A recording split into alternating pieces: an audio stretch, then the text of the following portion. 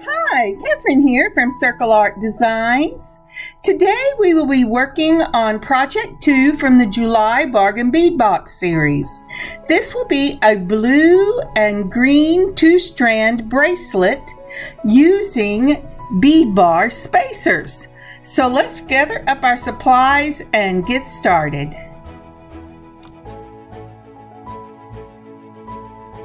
From the Bargain Bead Box, we will be using their 12mm crystal faceted rounds in teal and rainbow iris. These are wonderful beads. Now when I was younger, we would have called these disco beads. Oh, wait a minute. Does that tell you how old I am? Oh dear. Just look at that sparkle. Next on the list is our 6mm agate round beads in the deep green. We've used these in a previous project. They are just lovely to work with. I know that it says it's a deep green, but look at those blues and the modeling on that green. They're just great little beads. We will also be using the 8x6mm crystal rondelle beads in Indigo AB. I have to tell you, I just thought about putting these in my stash and just pulling them out and looking at them on a regular basis. But we're going to use them for this project.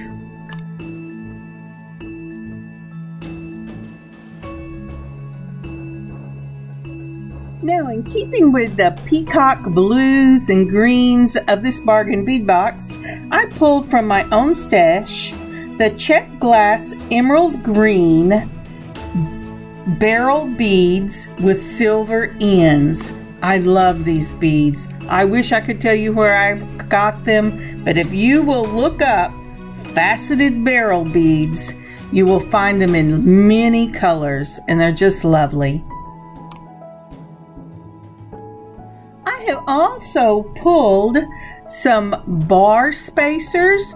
These are for 3-strand bracelets, but I'm only going to use the outer 2 strands. These come from Panda Hall, but I picked them up off of Amazon. You will also need a total of 4 of your wire guards. 2 for each end. And I am using some silver beading wire. I really like this DIY beading wire. It was gifted to me. I have never found it again, but I can tell you that Soft Flex has some beautiful silver beading wire as well. Now, as you can see, when I first set this bracelet up, I thought, oh, I'm going to do a 3 strands. I have 3 holes. I did not take in consideration the size of that middle bead. I don't know what I was thinking.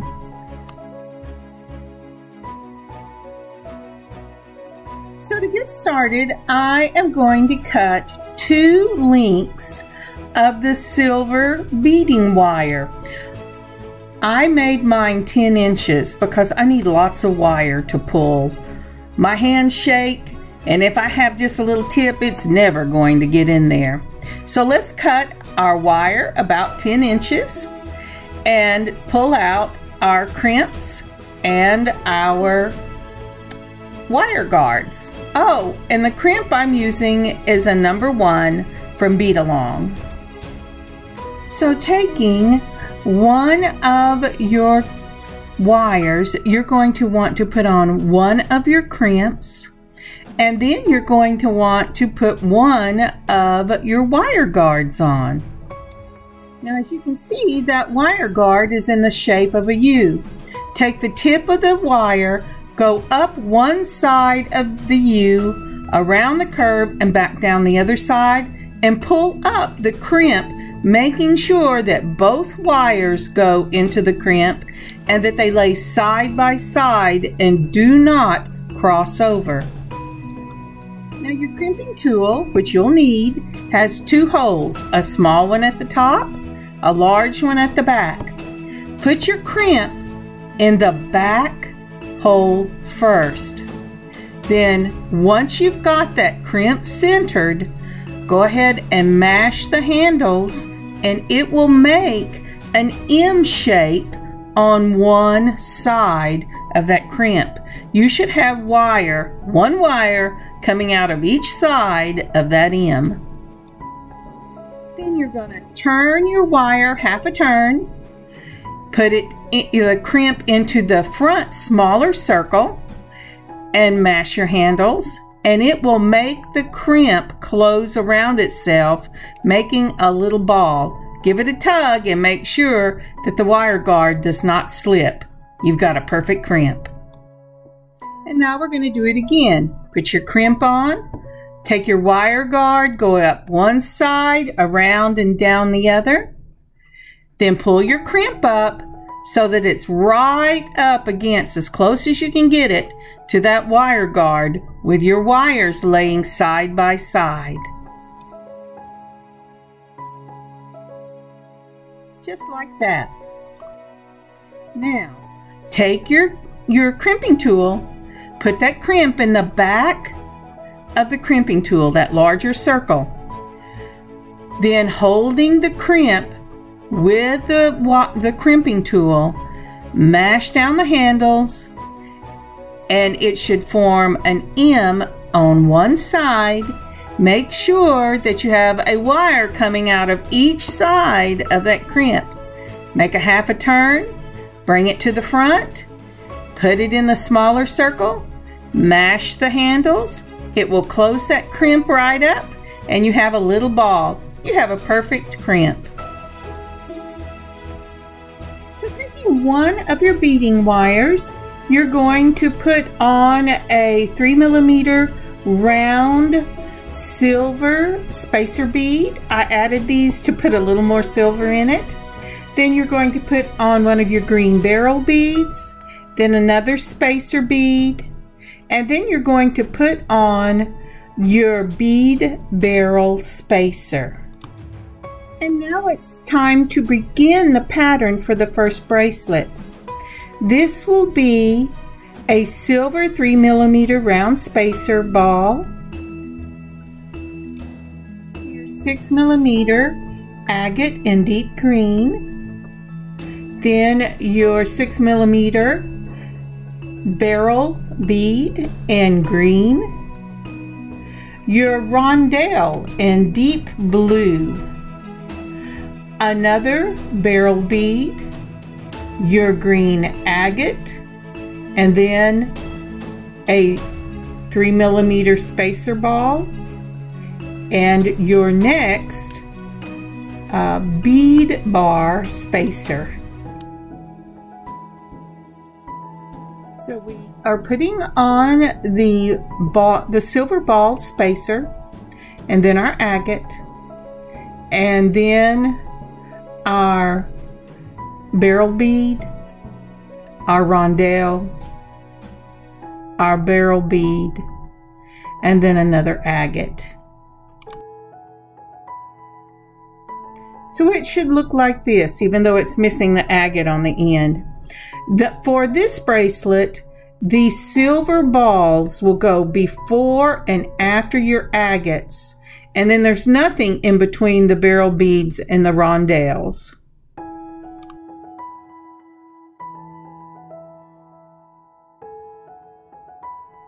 And it should look like this.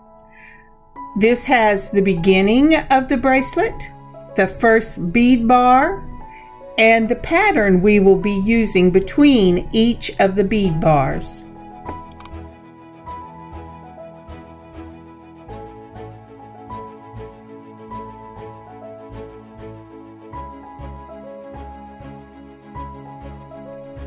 I am so sorry my hand covers up. Every time I reach for a bead, I notice it covers up the camera.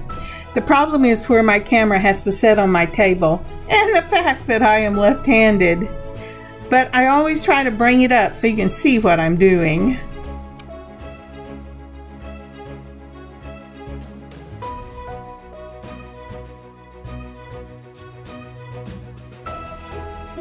Now, isn't that lovely? I will go ahead and finish this out till it reaches about 6.5 inches. I am shooting for a finished bracelet of just under 8 inches. So make sure you measure often.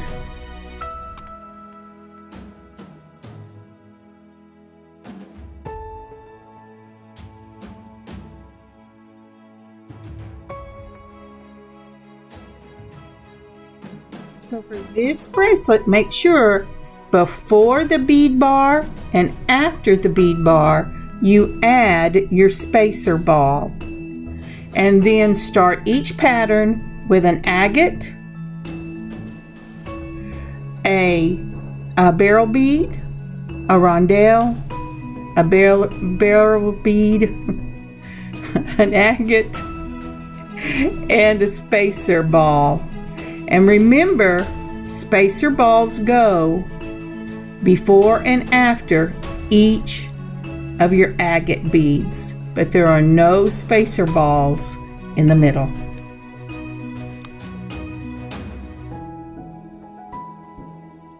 I hope you're enjoying this Bargain Bead Box series.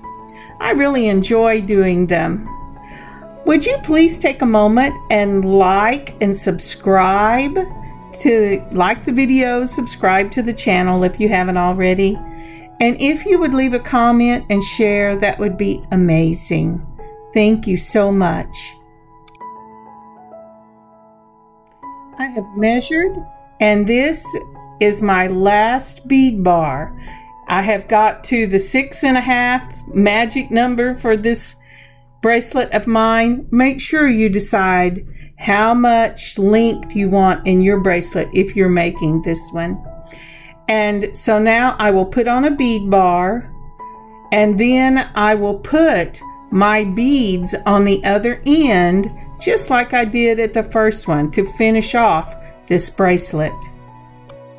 Now that I've got my bead bar on with the spacer beads and the barrel bead, I'm going to measure one more time before I put the wire guard on and crimp this. The way I decide is I add from one wire guard to the other wire guard. Then I add the amount of space needed for the jump rings and for the lobster claw clasp and the extender chain on the other side, even though I usually put it in that first little chain. Once I have added all of that, if it is more than my 8-inch magic number, then I will take and use smaller jump rings or less jump rings just to get it back to that just under 8 inches. Now, while I was talking, you will notice on the video, I went ahead and put the beading wire through the crimp once I was sure of the length, and then through the 3mm silver ball. Sometimes I also put it through the next bead. Then I take and I pull that wire down fairly tight. I don't want it to be so tight that it won't bend on the wrist, but I don't want the beads to wibble wobble either. And then we'll crimp. And as you saw, crimping is the same on this end as it was on the other. Make sure that you put the flat side of the crimper up against the bead, that silver bead, so that you don't crack it.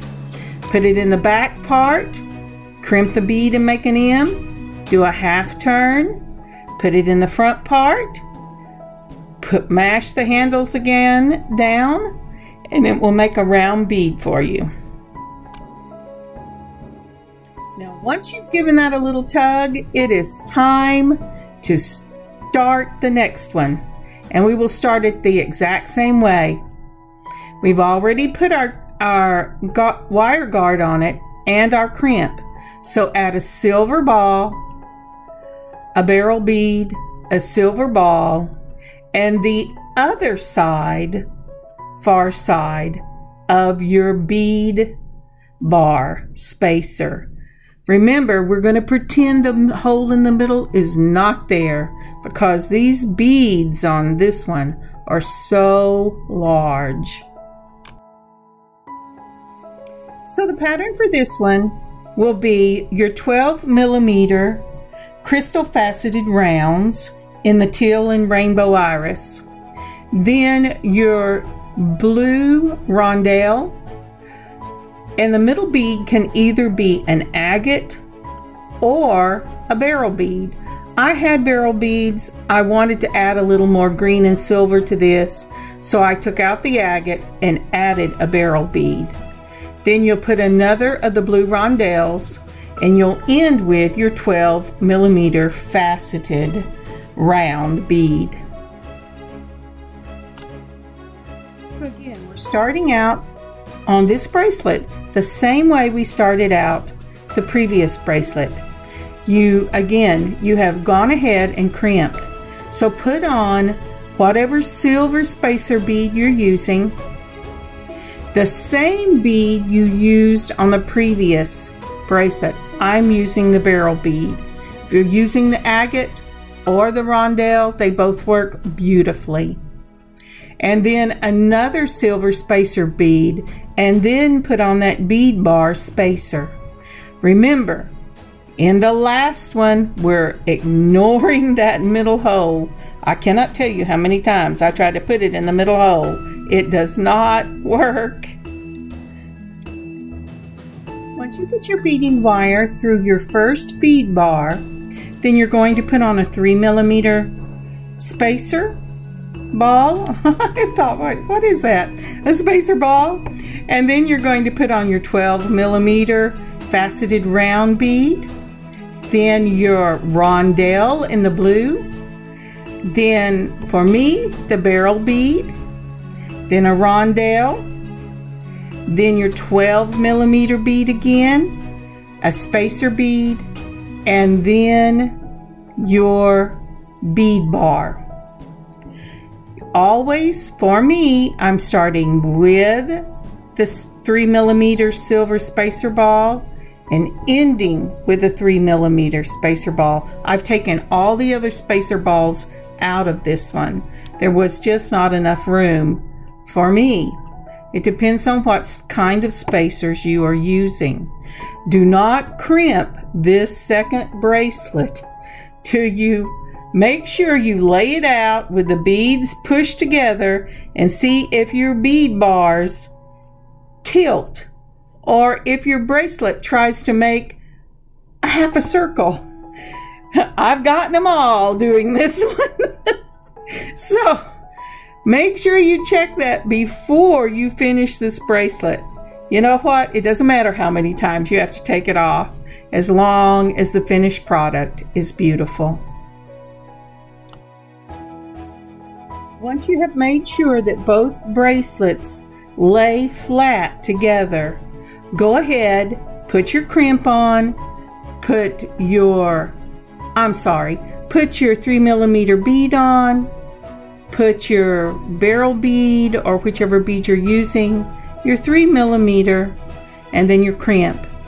Go ahead and add your wire guard, move the wire down through your crimp without twisting them, and through at least your 3mm, if not your beryl bead and your other bead. Once you do that, pull it tight, but not too tight. If you get your wire too tight, this bracelet will not form around your wrist, and the moving back and forth of the beads on that tight wire will eventually cut the wire.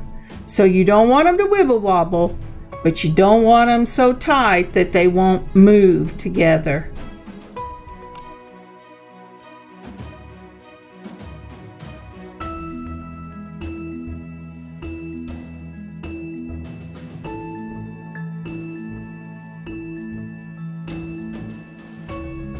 Once that's done, go ahead and clip your wire. Make sure you get that wire clipped right up against the end of your bead without cutting your main wire, so that it's not rough on your skin and won't hang on anything. Isn't that pretty? Now to join my two ends, I'm going to use a medium jump ring. What size you use is really up to you, but I want to give these ends enough room to move on that jump ring. So I'm also going to use 3 jump rings. So I will take 2 pliers, twist the jump ring open, put both ends on it, and close it. Take another jump ring between 2 pliers, twist one side with the wrist to open it, slip it on both pieces, and then close it. And then do the same thing a 3rd time. I love the look. And then you don't have to worry about if one jump ring decides to pull apart someday, you've still got 2 to save your bracelet. Now once I get the 3 jump rings on, I'm going to go down a step and I'm going to put 2 smaller jump rings on to join those 3. And then I will add my clasp and my extender chain. And it should look like this. Isn't that nice? It's sturdy and it just has a beautiful look to it. And we'll do that on the other side as well. Now remember, on this other side, you're also going to use the 3 jump rings to hold this bracelet together. Then the 2 smaller jump rings that I used on the other side, we cannot use here because the lobster claw will only take 1. So just go ahead and use the 1 smaller jump ring.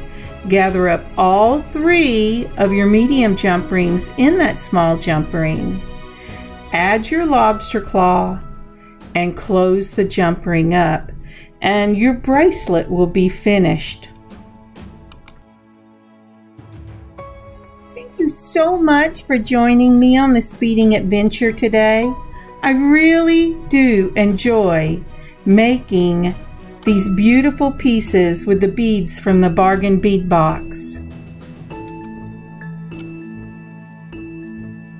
The finished piece will be in the shop. I will put a link below to my shop and to the place in my shop where this bracelet will be. Please stop by and take a look. You might find something you need to bring home. Thank you again for joining me today. I'll add pictures at the back. And remember, it's never too late to have a beading adventure of your own. If you don't have the Bargain Bead Box, look around in your own stash. Make a trip to the bead store and make beautiful jewelry to keep and to give. Kathryn, circleartdesigns.square.site.